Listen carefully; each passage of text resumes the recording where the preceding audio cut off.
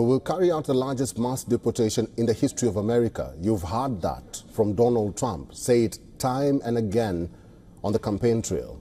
But what does an exercise like this really mean? Now that the Republicans are in control of the White House, the House, and the Senate, Trump can plan to execute the deportation. We say plan because he will still need the funds to fulfill it. We got a glimpse into what he means in a post on Truth Social. One year has talked about, or he talked about, reports of how Trump is planning a national emergency. We will then use the military to execute this mass deportation program. Trump responded on it by saying true, followed by 3 escalation marks. So here's what we know about Trump's mass deportation plan so far. To start off, I want to say that Trump has not exactly laid out his plans. In fact, till 2 weeks back, his own border appointee said nothing has been put on paper. So whatever we know is through the campaign trail and media interviews. Immigration was a top issue in this election. And building on that issue, Trump has promised a zero-tolerance approach for the border. He has vowed to launch the largest deportation in American history. He has confirmed that he will be using the military, mobilize the National Guard to assist immigration and customs enforcement. He wants to recruit 10,000 Border Patrol agents and says he will ask Congress to give all agents a 10% pay rise. Trump has also talked about invoking the Alien Enemies Act of 1798 to speed up the deportation. This law allows the president to authorize the arrest, relocation, or deportation of any male over the age of 14 who hails from a foreign enemy country.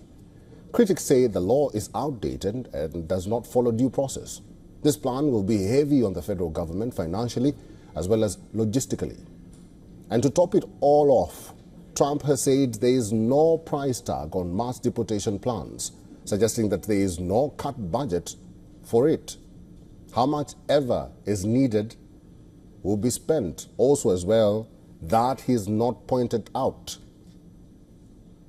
The reality will hit the government and the new government on day one of what they can do or what they cannot. They may have plans. I don't believe that they will be easy for them to implement anything.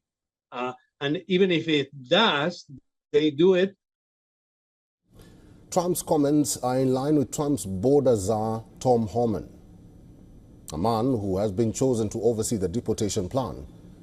In a CBS interview from October, Homan talked about his vision of the plan, where he said, and I quote, "If I am in charge of illegal immigration, my priorities are public security threats and national security threats first." The interviewer asked if others can follow, to which he said, absolutely. It's a crime to enter a country illegally.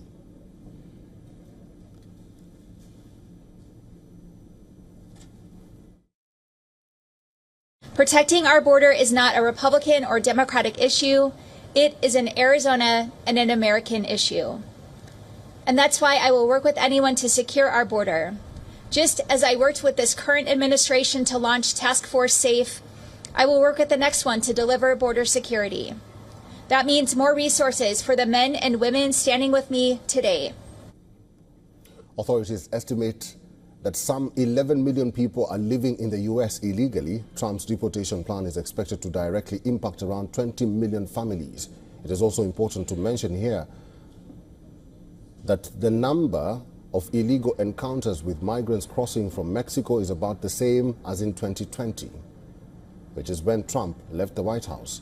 But illegal encounters did peak during Joe Biden's term in December 2023.